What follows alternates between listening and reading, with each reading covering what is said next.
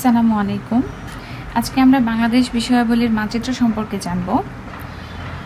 সাধারণ জ্ঞানের বেশ বিশাল একটা অংশ জুড়ে আসে বাংলাদেশ বিষয়াবলী থেকে, এবং বাংলাদেশ বিষয়াবলীর বেশ কিছু প্রশ্ন আসে বাংলাদেশের মানচিত্র রিলেটেড। তো বাংলাদেশের মানচিত্র থেকে আমরা বেশ কয়েকটা টপিক জানতে পারি, যেমন বাংলাদেশের ভৌগোলিক অবস্থান, বাংলাদেশের ভূপ্রকৃতি, মুক্তিযুদ্ধের সেক্টর সমূহ, প্রাচীন বাংলার জনপদ সমূহ। এগুলো যদি মানচিত্র থেকে দেখে আমরা মনে রাখতে পারি, তাহলে আর কষ্ট করে বইয়ের পেজ নাম্বার সহ ওই পৃষ্ঠা মনে রাখার কষ্ট করতে হয় না। মানচিত্র চোখে ভাসালেই আমরা অনেক কিছু ইনশাল্লাহ মনে করতে পারবো। তো আজকের বিষয়ের যেটা আমি মানচিত্র থেকে বলবো সেটা হচ্ছে বাংলাদেশের ভৌগোলিক অবস্থান।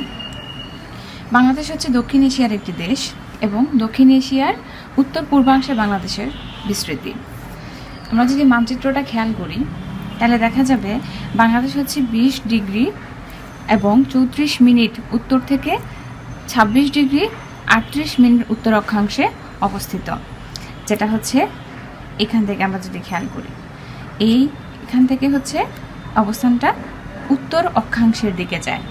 উত্তর অক্ষাংশে এটা যেহেতু বাংলাদেশের উত্তর দিক, এটা দক্ষিণ, এটা পূর্ব, এটা হচ্ছে পশ্চিম, তাই 20 ডিগ্রি 34 উত্তর থেকে 26 ডিগ্রি 38 মিনিট উত্তর অক্ষাংশ পর্যন্ত এর অবস্থান, এবং 88 ডিগ্রি 1 মিনিট পূর্ব থেকে যেটা হচ্ছে 92 ডিগ্রি 41 মিনিট পূর্ব দ্রাঘিমাংশ পর্যন্ত এর বিস্তৃতি। এটা হচ্ছে পূর্ব দিক, তাই 88 ডিগ্রি 1 মিনিট পূর্ব থেকে 92 ডিগ্রি 41 মিনিট পূর্ব দ্রাঘিমাংশ পর্যন্ত এর বিস্তৃতি। আবার আমাদের প্রায় একটা প্রশ্ন এসে থাকে যে বাংলাদেশের কোন কোন জেলার মধ্য দিয়ে কর্কটক্রান্তি রেখা অবস্থান করেছে।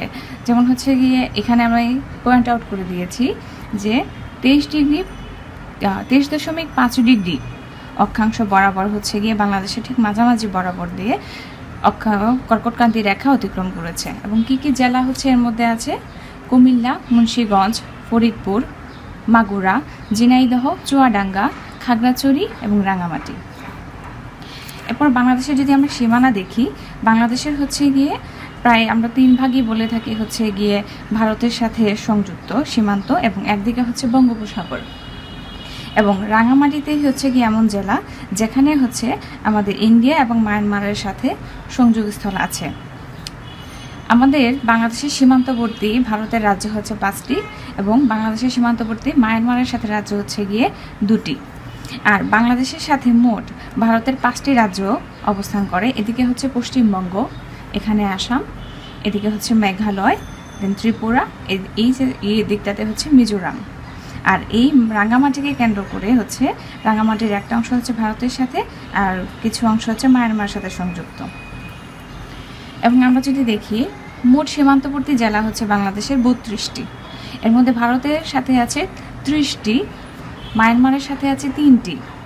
ভারত ও মায়ানমার উভয়ের সাথে সংযুক্ত সীমান্তবর্তী জেলা রাঙ্গামাটি। এবং বাংলাদেশ মোট সীমান্ত দৈর্ঘ্য 5138 কিলোমিটার।